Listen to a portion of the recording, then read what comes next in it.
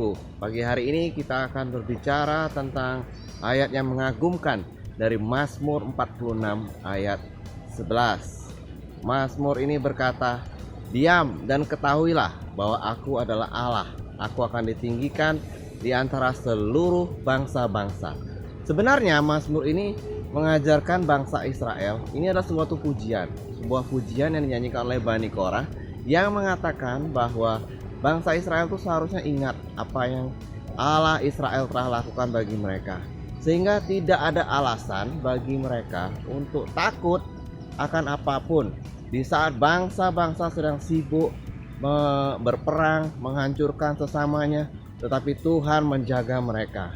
Nah, pesan yang sederhana dari Tuhan ini hanya berkata, "Diam dan ketahuilah bahwa akulah Allah." Jadi ada dua bagian dalam kebenaran firman ini, yaitu yang pertama, diam. Ya, diam itu artinya relax. Itu sama kata dasarnya seperti Rafa, Yehova Rafa.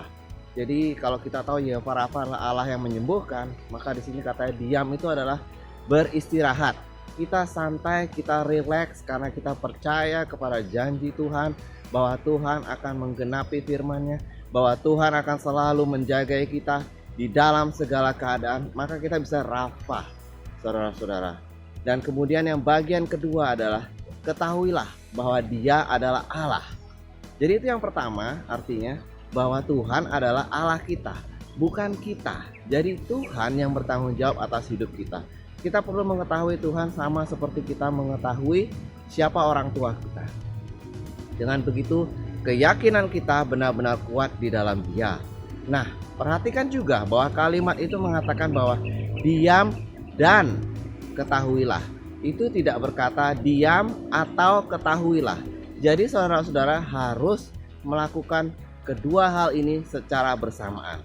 Saudara beristirahat dengan tenang di dalam janji-janji Tuhan, percaya dengan iman bahwa Tuhan akan melakukan apa yang difirmankannya, dan mengetahui bahwa Dia adalah Tuhan, bukan saudara.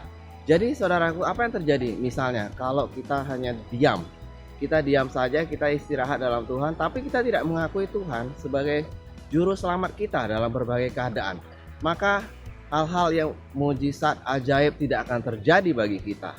Sebaliknya juga, bila kita mengakui bahwa Tuhan adalah penolong kita, tetapi kita tidak mau diam, tinggal tenang, kita sibuk terus berbicara, kita terus sibuk mengeluh, kita terus sibuk memperkatakan hal-hal negatif, maka hal-hal yang Tuhan janjikan itu pun, keselamatan itu, pertolongan itu, mujizat itu pun akan sulit terjadi dalam kehidupan kita.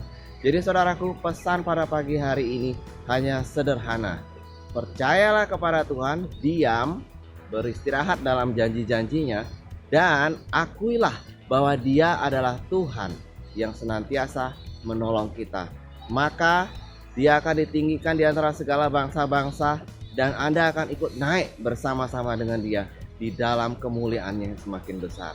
Haleluya, Tuhan Yesus memberkati.